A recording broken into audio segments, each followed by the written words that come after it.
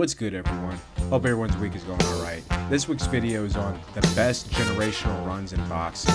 So pretty much when the underlooked, underrated, and wild card disruptors go on an absolute hot streak to be that man for a brief moment in boxing history. They gave me an opportunity that it was hard for me to get at first. No one gave it to me. No one allowed me to fight on their cards. I have 3 kids. I've been struggling for a long time to feed my kids. I want to save college fund for my kids, so when they get to an age they can go to college. I didn't. And I work hard all over the world as an underdog. There's nobody in boxing take the road that I take and make it. You understand? I think this meme here perfectly encapsulates the topic of this video. With all that being said, let's start the video.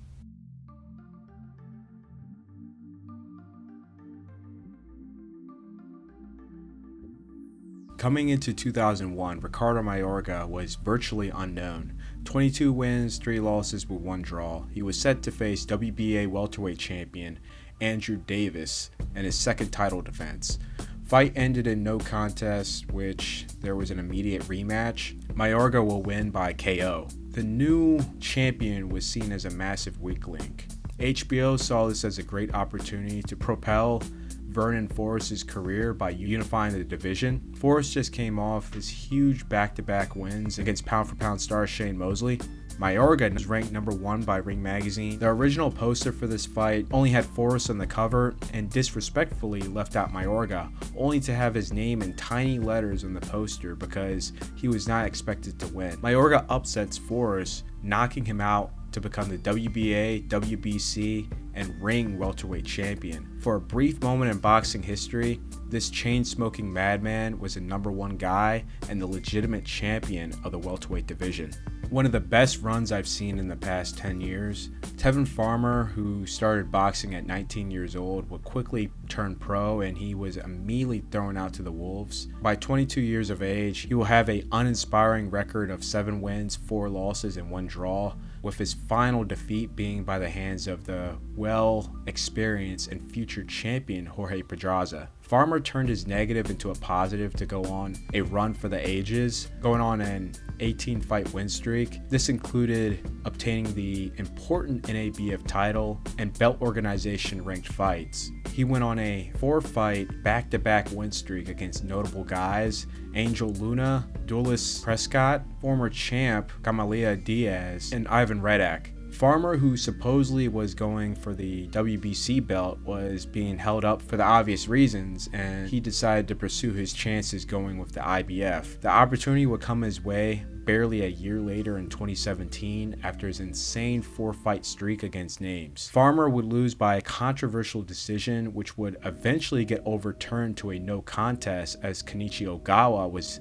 on a banned substance with additional tests proving he was indeed taking that substance. Farmer will get a second crack at the belt, which he would absolutely take Billy Dib to school. From 2018 to the end of 2019, Farmer will be the most active title holder in boxing. He won the title incredibly late in August of 2018. However, he would still go on to make 2 more title defenses that year. He fought 2 months later in October, then again to end the year off in December, then 2 more fights in 2019, a couple months apart before he took a nice break. 4 fights in 1 year, that's insane. This run by Farmer would put him from unranked by Ring Magazine to number 2 in the world.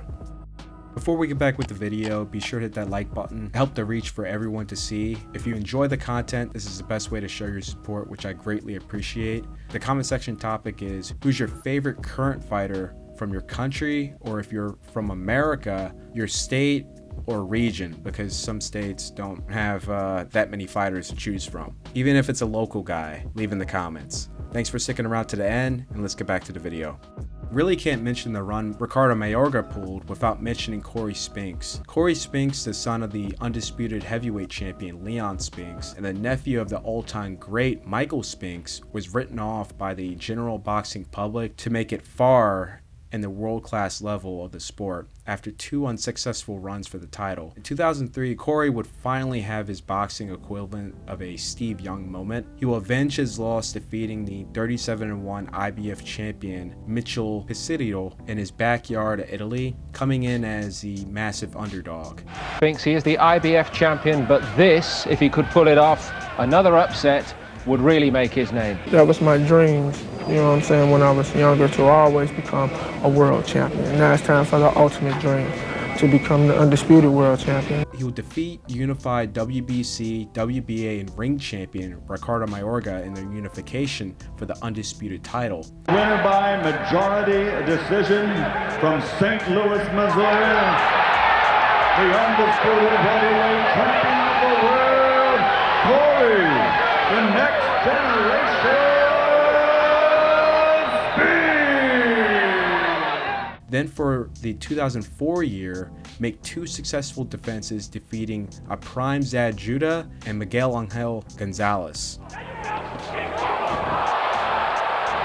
goes Judah on a left cross by Cory Spinks. Nishioka's prime was dwindled away because in order for him to become world champion, he had to face the long-reigning champ Virapol Sahapram. First fight was a split decision loss, second fight was a draw, third fight was another draw, and the fourth in 2004, which was a huge fight held at the Saitama Super Arena with HD broadcast cameras rolling, ended in a sad one-sided defeat, ending their rivalry, with Nishioka's career at a possible end, as he looked like a shot fighter. Nishioka took a long break, moved up to super bantamweight for one last run at a world title. 4 years and 9 fights later, Nishioka is finally in line for a title. However, he will be promoted to champ by email. He will make his first defense against Gennaro Garcia. He will win by 12-round TKO.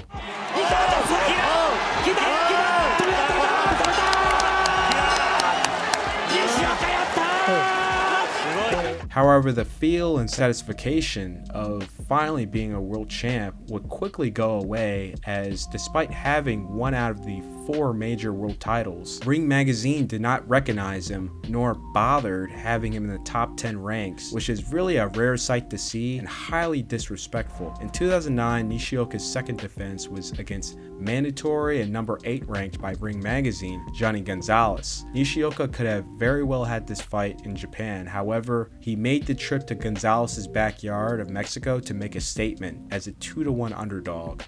日本人が海外に行って世界タイトルマッチに挑戦して勝つことというのはほとんどありません。まあ左フックは強い、距離は長い、ジャブはうまい、右ストレートも強い。なかなか日本人じゃ勝てるようなね相手じゃないんですよね。Despite the rocky start, Nishioka would knock Gonzalez out cold in the 3rd round. これを返します。こ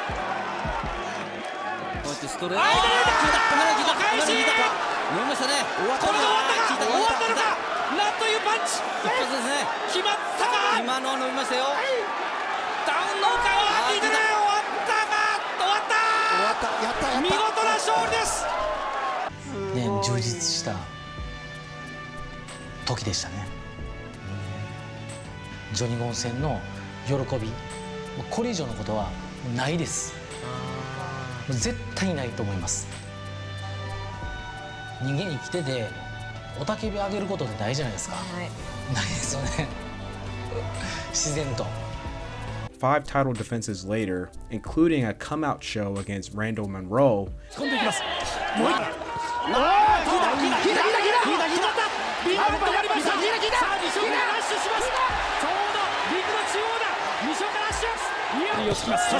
言ってるだけありますね。超のさらに今度が下がってきました。フィニッシュのチャンス到来。ボールに打ちます。なおも打ちます。素晴らしいスピリットです。さあ、瓶が叩き割れそうです。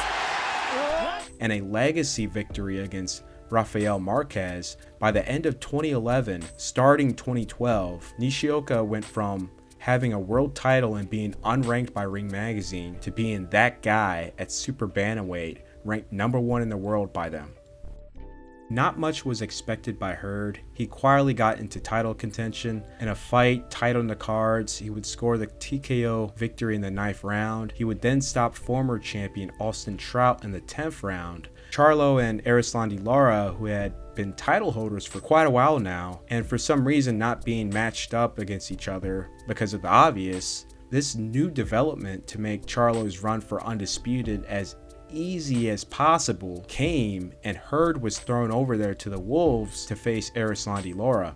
You know what we're thankful for? We don't have to fight each other! In which Hurd would pull off the upset, defeat Lara, becoming the WBA and IBO champion. To end off his massive 2018 year, he would stop Jason Wellborn in the 4th round to go 22-0. Hurd went from fringe contender at number 8 in the ranks in 2017 to the face and talk of the weight class by the end of 2018 at number 1 in the rankings. From being seen to be the next Oscar De La Hoya to being on the back end and immortalized in Ring Magazine's upset of the year, then reaching rock bottom just a couple minutes from victory, losing to Antonio DeMarco for the WBC title. The real rock bottom would be his comeback fight against Sergio Thompson, where he would get stopped in the 2nd round. This should really be the end here. However, Linares would silently go on a generational run where it exploded onto the mainstream. He would go on a 5-fight win streak and silently pick up the vacant WBC title in Japan, have a well-publicized fight in the UK against Kevin Mitchell, a fight where Linares was dropped and overcame all his misfortunes that night to become a whole new fighter. It was almost like he was baptized that night, and he was a whole new guy right after that. A lot of upper body movement. Oh, he's got him! The big breakthrough comes from Mitchell, and Linares felt that. And Linares has a history of falling apart when he's hurt. He's up at 8. After that, there was no stopping. He found himself in the top 2 ranks by Ring Magazine and unified for the ring title against Anthony Crolla. He would beat Crolla to become the WBA and ring champion. There would be an immediate rematch, a rare sight of Oscar De La Hoya taking his time to fly out to be in attendance to watch Jorge. Jorge would put on a career-defining show, shutting out Crolla to end their rivalry. No wonder Oscar De La Hoya made the flight over this time. He watched it on television. He wanted to see him up close and personal, and I think he's giving his boss a bit of a show here. He is. I mean, look. He would then end the year off defeating top 5 ranked former gold medalist Luke Campbell. In barely 3 years and minimal news coverage, Linares went from retirement talks or gatekeeper status to the legitimate champion in the class of the lightweight division that kicked off that should have been a renaissance in the weight class, to later be bottlenecked by politics and so much drama that can be broadcasted on the Bravo channel.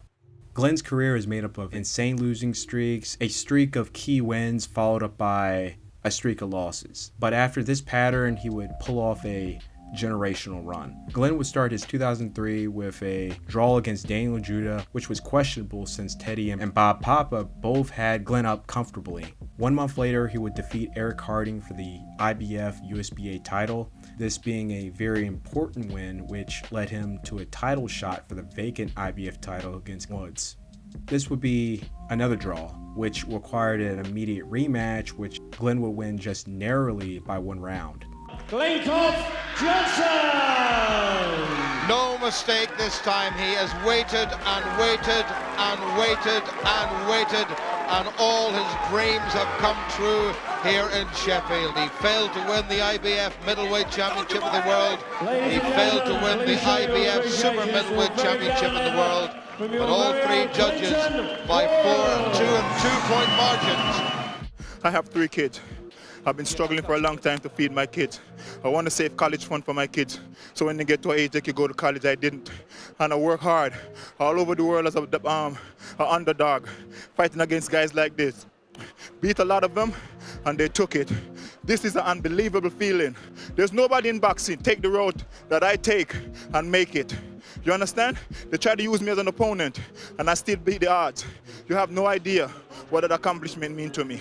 He would then knock out Roy Jones Jr. in the 9th round. Then later, the fight to decide who was the best at light heavyweight and the fighter of the year. The WBC stripped Tarver for fighting Johnson. Johnson was forced to vacate his to fight Tarver, so the IBO stepped in to sanction this fight, and also the ring title was on the line as well. Glen would come out victorious, defeating Antonio Tarver, which he will be named Ring Magazine Fighter of the Year. You said when we spoke the last time, I may not be the best. I'm not the best, but I'm willing to fight the best.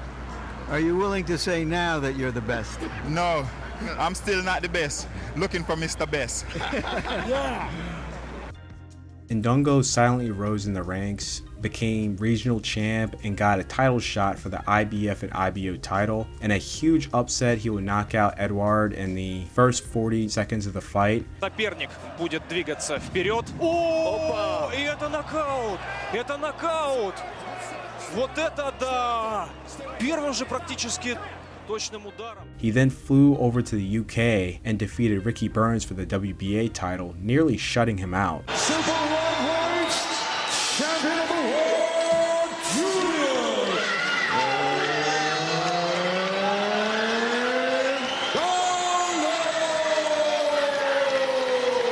Julius Indongo went from literally a nobody to one of the top guys in the weight class, in line for the history books to fight for the undisputed title, all within 2 fights in a 5-month span. Sam Soliman practically started his career 12-7. He was thrown to the wolves early. He will always be on the fringe of fighting for the title or becoming champ, but his run will come way later in his career with the record of 35-10. Sam will go on a 7-fight win streak before unofficially defeating long-reigning champ Felix Sturm. This being changed to a no contest because of Sam having a banned substance. However, he would win the rematch wide on the scorecards to finally become world champ at a very weird time at middleweight at the age of 40 years old with the record of 43-11. I can't really give you any other situation where a challenger gets absolutely wrecked in seconds of the first round, being the guy to be the one knocked out, the fastest in the weight class's history, to somehow earning a crack to rematch the guy that knocked you out for the title. So in 2002, Daisuke Naito is fighting WBC and lineal champion Pongseklek Wongjongkam. Naito gets knocked out in the first 30 seconds, making it the fastest knockout in flyweight championship history. Naito somehow managed to make it back in the ranks, become Wongjongkam's mandatory, rematch him, but lose by technical unanimous decision in the 7th round. Wongjongkam still had a comfortable lead. After this loss, the generational run is activated. By this point, Naito had perfected his style, which looks like something from an anime, in which, again, they casted him as Ippo in a live-action commercial to promote the new season of Hajime no Ippo.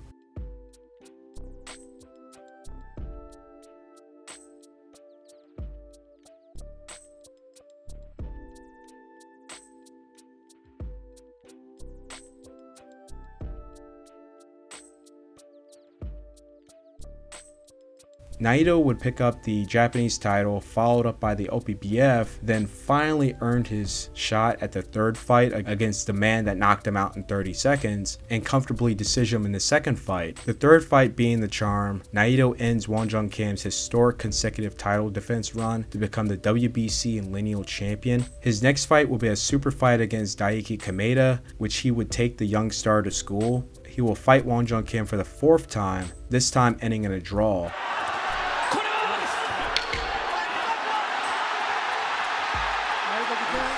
これだけラストラウンドに動けるわけですから、すごいですね。壮絶なタイトルマッチでした。この試合三者三様のドローを掲げております。三者三様、チャンピオン防衛。 Down on all cards have a come from behind 10th round stoppage against Tonobu Shimizu. Late TKO win against Yamaguchi.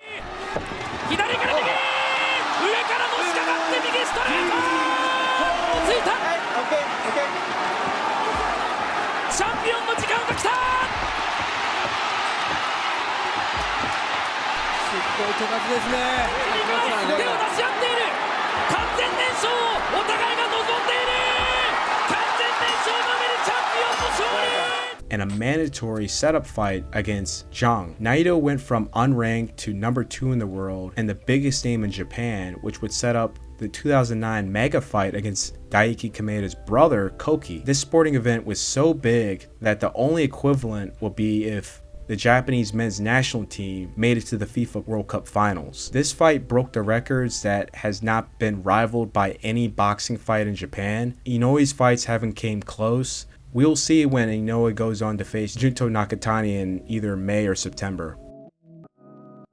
The generational run that will never be topped off. If you are familiar with James Braddock's story or watch Cinderella Man, him and his family were barely making ends meet, and he was just about out the door in boxing as he was seen to be washed up. In 1934, this man made a lot of people stupid money because he was meant to lose in every fight. Desperate for a payday, Braddock faced prospect Corn Griffin on a 2 days notice for $250. He stops Griffin in the 3rd round. Next fight, John Henry Lewis, who was at 8-2 favorite, beats him on points, then defeats Art Lasky in 15 rounds. Due to Braddock quickly becoming the people's champion and the promoters smelling a huge profit to be made, Braddock was set up to face heavyweight champion Max Baer. Braddock came in as a 10-1 underdog. He would defy the odds and defeat Baer by unanimous decision to become the heavyweight champion. James, in the matter of 364 days, one shy of a year, went from